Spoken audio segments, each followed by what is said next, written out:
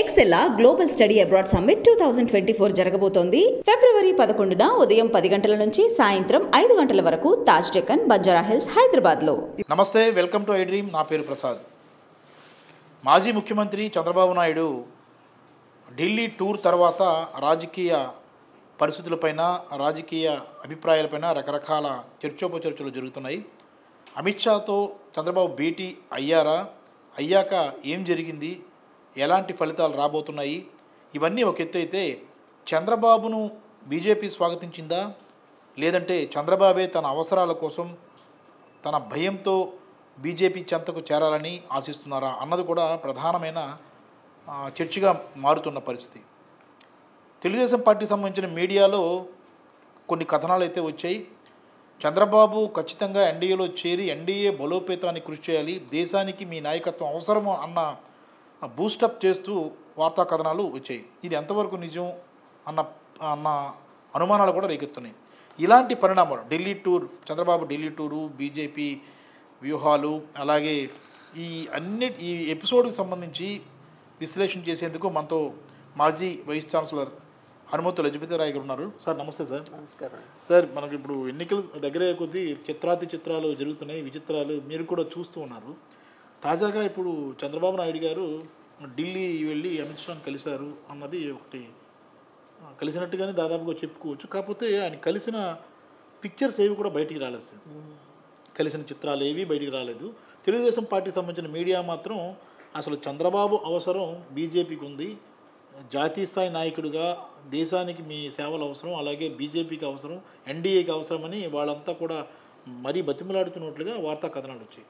అంటే ఎవరి అవసరం ఎవరికి ఉంది అని మనం భావించినప్పుడు బీజేపీ నిజంగా చంద్రబాబుని అంత చేరువుగా తీసుకోవాలని చూస్తుందంటారా?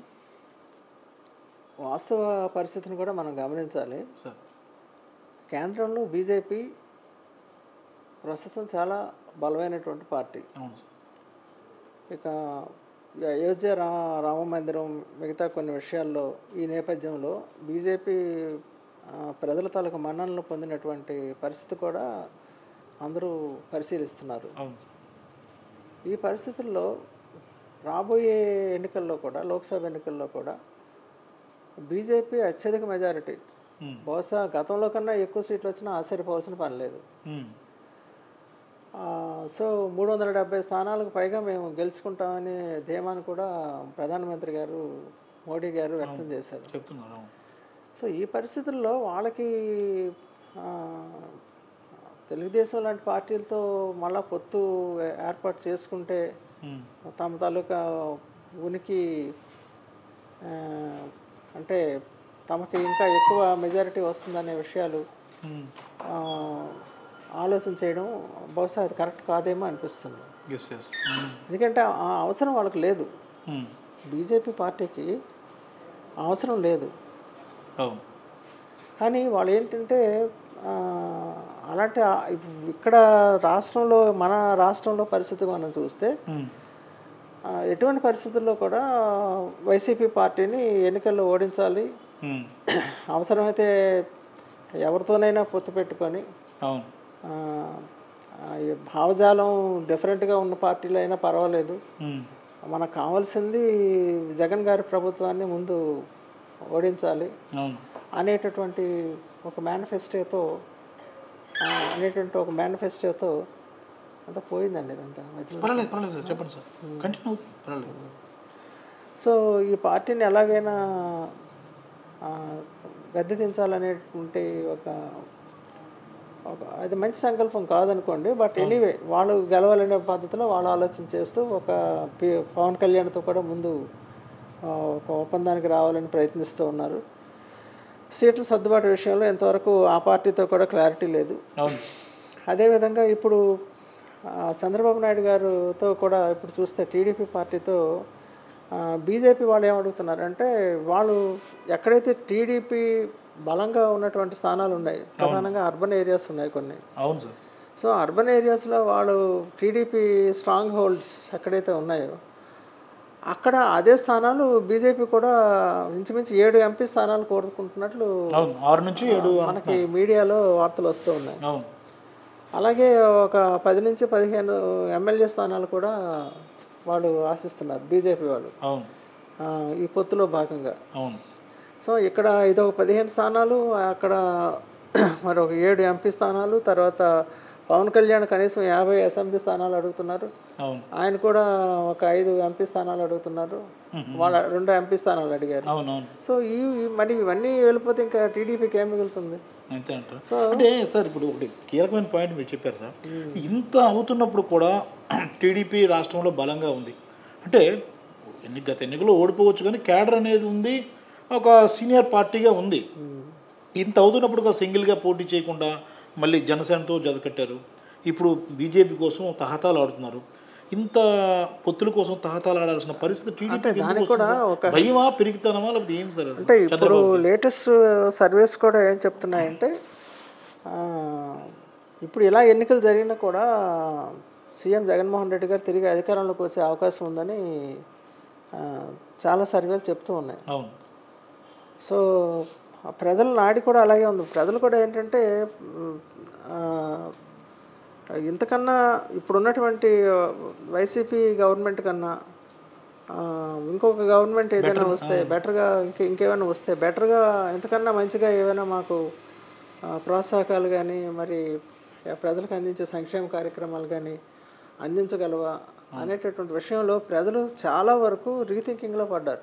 ఓకే, ఒకటైతే వాస్తవం, ప్రజల తాలూకు మైండ్ మార్చడానికి ప్రతిపక్షాలు శతవిధాలా కృషి చేస్తున్నాయి.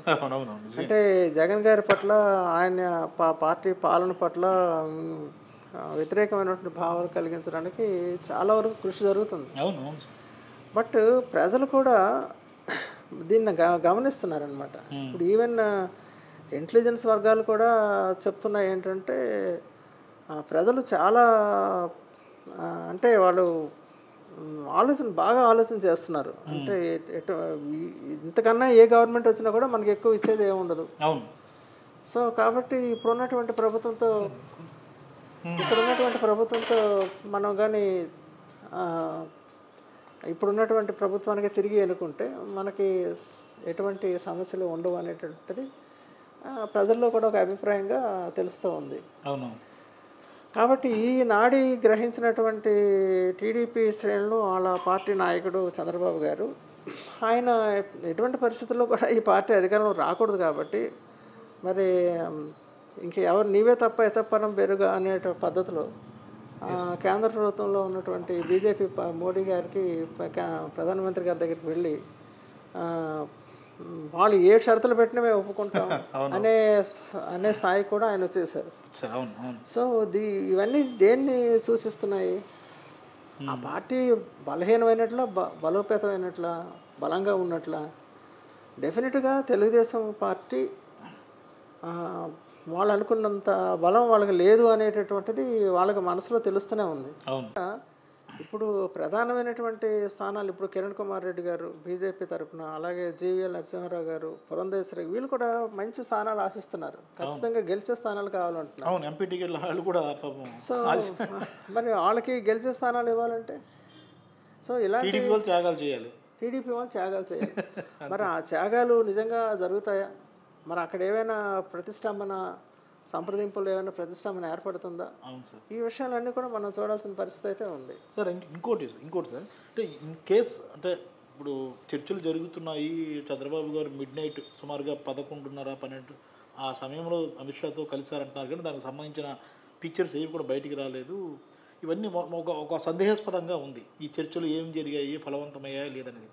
ఇన్ కేస్ బీజేపీ సమాన దూరం, మేము ఈ పొత్తులకు అనవసరం, మాకు వచ్చేదేమీ లేదు, ఆంధ్రాలో ఎవరు గెలిచినా ఖచ్చితంగా మేము కేంద్రంలో వస్తాం కాబట్టి ఇండైరెక్ట్ సపోర్ట్ మాకు ఇస్తారు అన్న ధీమాతో ఉంటే కనుక ఇదంతా ఈ ఎపిసోడ్ అంతా ఈ హడావడి పొత్తుల కోసం ఈయన తాపత్రయపడ్డం చంద్రబాబు గారు ఇవన్నీ బూమరాంగ్ అయ్యే పరిస్థితి ఉంటాయి సార్. అంటే క్యాడర్కి కానీ జనాల్లో కానీ ఒక పెద్ద మైనస్ అయ్యే అవకాశం ఉంటుందా? డెఫినెట్గానండి. ఎందుకంటే బీజేపీకి ఎటువంటి పరిస్థితుల్లో కూడా వాళ్ళకి ఆంధ్ర మీద ఇప్పటికిప్పుడే ఏదో ఆంధ్రప్రదేశ్లో అసెంబ్లీ స్థానాలు గెలిచేసి ప్రభుత్వాన్ని ఏర్పాటు చేసేస్తాం అనేటువంటి ఆలోచన కూడా లేదు. అవును, వాళ్ళు ఎంతసేపు ఏంటంటే వీలైనంత వరకు రీజనల్ పార్టీస్ ఏవైతే ఉన్నాయో ఆ రీజనల్ పార్టీ తాలూకు మద్దతును కూడగట్టుకొని రేపు వాడు కేంద్రంలోకి అధికారంలోకి వచ్చిన తర్వాత వాళ్ళ మేనిఫెస్టో ప్రకారము పార్లమెంట్లో కానీ రాజ్యసభలో కానీ లోక్సభలో కానీ వాళ్ళు అనుకున్న పద్ధతిలో కావలసినంత సపోర్టుతో పరిపాలన కొనసాగించడానికి బిల్లులు పాస్ చేసుకోవడానికి ఈ రెండు కళ్ళ ధోరణి అనేటటువంటిది వాళ్ళకి అది క్లియర్గా రెండు కళ్ళ సిద్ధాంతం ఒకప్పుడు చంద్రబాబు వారు ఎవరిని వదులుకోరు ఎటు వచ్చి జగన్ ముఖ్యమంత్రి గారు ఆయన సపోర్ట్ ఇస్తూనే ఉన్నారు. ఇప్పుడు ఇచ్చారు, రాబోయే రోజుల్లో అంశాల వారీగా ఆయన సపోర్ట్ ఇస్తున్నారు కానీ ఆయన పొత్తులోకి వెళ్ళలేదు. ఆయన అంశాల వారీగా సపోర్ట్ ఇస్తున్నారు. సో జనరల్గా ఈ పొత్తులు అంటే ఏమంటారు, ఇప్పుడు ఆయన జగన్ గారు కూడా రాష్ట్ర ప్రయోజనాలు ఆశించి అంటే విస్తృతమైనటువంటి రాష్ట్ర ప్రయోజనాలని దృష్టిలో పెట్టుకొని కేంద్ర ప్రభుత్వంతో ఘర్షణ వాతావరణం లేకుండా సో దానికోసమని సత్సంబంధాలు కొనసాగించేటటువంటి ధోరణి మన ముఖ్యమంత్రి గారిది. సో అది ఈ 5 సంవత్సరాలు కూడా చాలా విజయవంతంగా కొనసాగింది. అయితే మనకి ఇంకా కేంద్ర ప్రభుత్వం నుంచి రావాల్సినటువంటి కొన్ని అంశాలు ఉన్నాయి. విభజన జరిగిన తర్వాత విభజన హామీలు అమలు చేయాల్సిన పరిస్థితి ఉంది, ప్రత్యేక హోదా రావాల్సిన పరిస్థితి ఉంది, అలాగే పోలవరం ప్రాజెక్టుల విషయంలో కూడా మన కేంద్ర ప్రభుత్వం రావాల్సిన పరిస్థితి ఉంది. ఇప్పుడు అవి మాట్లాడడానికే సీఎం గారు ఢిల్లీకి వెళ్ళినట్టు కూడా మనం ఈరోజు మీడియాలో చూస్తూ ఉన్నాం. అదేవిధంగా మన స్టీల్ ప్లాంట్ విషయం కూడా ఇవన్నీ కూడా చర్చిస్తూ ఉన్నారు. అందుకనే మనం ఏంటంటే కేంద్ర ప్రభుత్వంతో స్నేహపూర్వకమైనటువంటి సంబంధాలు కొనసాగిస్తూ రాష్ట్ర ప్రయోజనాలను దృష్టిలో పెట్టుకొని రాష్ట్రానికి సంబంధించిన ప్రాజెక్టులు శాంక్షన్ చేసుకోవడంలో కానీ నిధులు సమకూర్చుకోవడంలో కానీ మరి ఇక్కడ వీళ్ళ మేనిఫెస్టో ప్రకారం ఎజెండాను ఇంప్లిమెంట్ చేసుకోవడానికి కానీ తనదైన శైలిలో ముఖ్యమంత్రి గారు ఆయన తన ఈ రాజకీయ అంశాలన్నింటినీ కూడా ఆయన అమలు చేస్తూ ఉన్నారు. అంటే ఒకటిసారి ఇప్పుడు రాజకీయాలు అనేటప్పటికీ వ్యూహాలు ఉంటాయి సహజంగానే, అలాగే ఎప్పుడు కూడా శత్రువులు మిత్రులు ఉండరు రాజకీయాలు అనేది కూడా అంటుంటారు సార్. కానీ ప్రధాని మోడీ గారికి కానీ అమిత్ షాకి కానీ ఆంధ్రప్రదేశ్లో ఎదురైన పరిస్థితులు విభిన్నంగా ఉంటాయి. అవి వాళ్ళు మర్చిపోలేని విధంగా ఉంటాయి.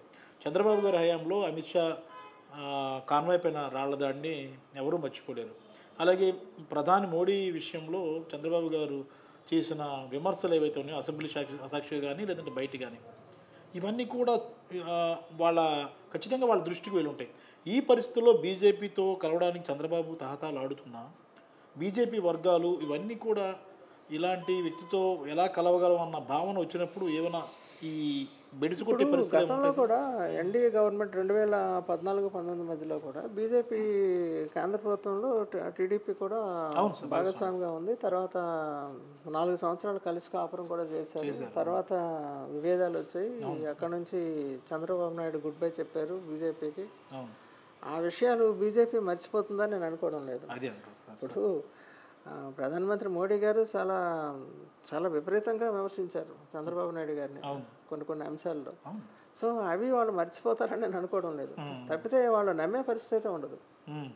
వాళ్ళు ఎటువంటి పరిస్థితుల్లో కూడా పొత్తు ఏర్పరచుకోవడానికి ఏవైనా మరికొన్ని కారణాల వలన ఒక ఏర్పాటు అయితే అది తాత్కాలికమైన ఏర్పాటు అయితే తప్ప అది పూర్తి స్థాయిలో ఆ పార్టీని నమ్మి ముందుకు వెళ్తామనేటువంటి ధోరణి అయితే బీజేపీలో ఉండదు.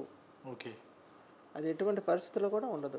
మోడీ గారు ప్రధానమంత్రిగా ఉన్నంతకాలం, అమిత్ షా గారు అక్కడ ఆ స్థానంలో ఉన్నంతకాలం ఈ ఎటువంటి పరిస్థితుల్లో కూడా తెలుగుదేశం ఏదైతే ఆశిస్తుందో అవి వచ్చేటటువంటి అవకాశం అయితే లేదని నేను అనుకుంటున్నాను. అంటే ఒకటి సార్, అంటే ఇన్ కేసు కనుక మధ్యవర్తుల ప్రమేయంతోనో ఒత్తిడితోనో కనుక ఒకవేళ పొత్తుకు సిద్ధమైన మనం ఇంతగానే మాట్లాడుకున్నట్టు ఒక ప్రత్యేకమైన ఎజెండా లేదంటే సీట్ల డిమాండ్ అత్యధికంగా చేయడం ద్వారా ఎరకాటంలో పెట్టాలి అన్న ఆలోచన కూడా బీజేపీ చేసే అవకాశం ఉంటుందా?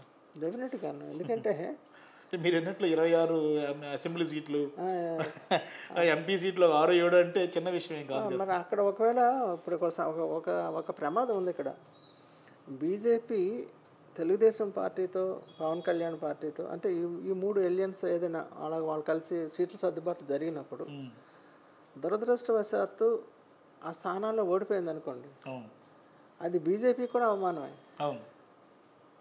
అది బీజేపీ అభ్యర్థులు వాళ్ళ అభ్యర్థులు కూడా ఉంటారు కాబట్టి, ఉమ్మడి అభ్యర్థులు ఉంటారు కాబట్టి, అలాగే వాళ్ళు సపోర్ట్ ఇచ్చిన ఈ అభ్యర్థులు ఓడిపోయినా వాళ్ళకే అవమానమే. ఇప్పుడు ఫర్ ఎగ్జాంపుల్ తెలంగాణలో ఏం జరిగింది పవన్ కళ్యాణ్ విషయంలో, డిపాజిట్లు కూడా రాలేదు. సో అంతకన్నా ఇక్కడ బీజేపీకి మన రాష్ట్రం మొత్తం మీద గత ఎలక్షన్స్ కూడా మనం 2019లో చూసుకుంటే 100కి పోలైన ఓట్ల కన్నా 1% కన్నా తక్కువ ఉన్నాయి బీజేపీకి పడిన ఓట్లు రాష్ట్ర స్థాయిలో.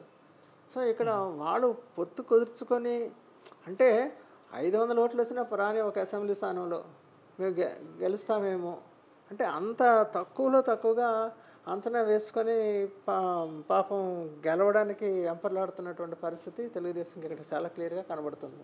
అవును, అంటే అనవసరమైన భంగపాటుకి గురవడానికి బీజేపీ సిద్ధంగా లేదంటారు, అంతే కదా? అనవసరమైన భంగపాటుకి అంటే ఆ భంగపాటు పడే అవకాశం కూడా ఉంది. ఒకవేళ ఈ పొత్తులో వాళ్ళు భాగస్వాములు అయినప్పుడు కేంద్ర పరిధిలో వాళ్ళు జాతీయ స్థాయిలో నో డౌట్ వాళ్ళకి మెజార్టీ స్థానాలు రావచ్చు. కానీ ఈ రీజనల్ పార్టీకి సంబంధించిన వచ్చినప్పటికీ ఇక్కడ ఈ పొత్తుల విషయంలో కొంత భంగపాటు అయినా కూడా ఆశ్చర్యపడవలసిన అవసరం లేదు. అవునవును sir. Okay sir, thank you very much. Thank you. Right, చూసుకుంటాం కదా మొత్తం మీద ఆ రాజకీయ పరిణామాలు వేడెక్కుతున్న నేపథ్యంలో పొత్తుల విషయంలో రకరకాల ఎత్తులైతే మారుతున్న పరిస్థితి కనిపిస్తుంది. ముఖ్యంగా తెలుగుదేశం పార్టీ బీజేపీ పొత్తు వ్యవహారం ఎంతవరకు అది పారుతుంది, ఆ పొత్తుల ఎత్తు ఎంతవరకు పారుతుంది, లేదంటే చిత్తు అవుతుందా అన్నది కూడా ఇతమిద్దంగా తెలియని పరిస్థితి. ఒకవైపు పవన్ కళ్యాణ్ ఢిల్లీ వెళ్ళిన తర్వాత పరిణామాలు ఎలా ఉంటాయి, బీజేపీ పొత్తుకు సిద్ధమవుతుందా లేదంటే చివరి నిమిషంలో ఏమైనా షాక్ ఇస్తుందా అన్న అనుమానం కూడా కలుగుతున్న నేపథ్యంలో మొత్తం మీద త్యాగాలకైతే తెలుగుదేశం పార్టీ సిద్ధమైపోతుంది. ఇది భయమా పెరిగితనమా అంటే ఖచ్చితంగా ఈ రెండు ఉండటం వల్లే తెలుగుదేశం పార్టీ అధ్యక్షుడు చంద్రబాబు నాయుడు దేనికైనా సిద్ధం, అంటే త్యాగాలకు సిద్ధం, టికెట్లు ఇవ్వడానికి సిద్ధం, ఎన్ని టికెట్లు ఇవ్వడానికైనా సిద్ధం, ఎన్ని ఎంపీ టికెట్లు ఇవ్వడానికైనా సిద్ధం అన్నట్లుగా సిద్ధమైపోయారన్న వాతావరణం ఆ కేడర్లో నెలకొంటున్న పరిస్థితుల్లో పొత్తుల వ్యవహారం ఎలాంటి పరిణామాలకు దారి తీస్తుంది అన్నది చూడాల్సి ఉంది. కెమెరామెన్ మూర్తితో ప్రసాద్, ఐడ్రీ మీడియా, విశాఖపట్నం.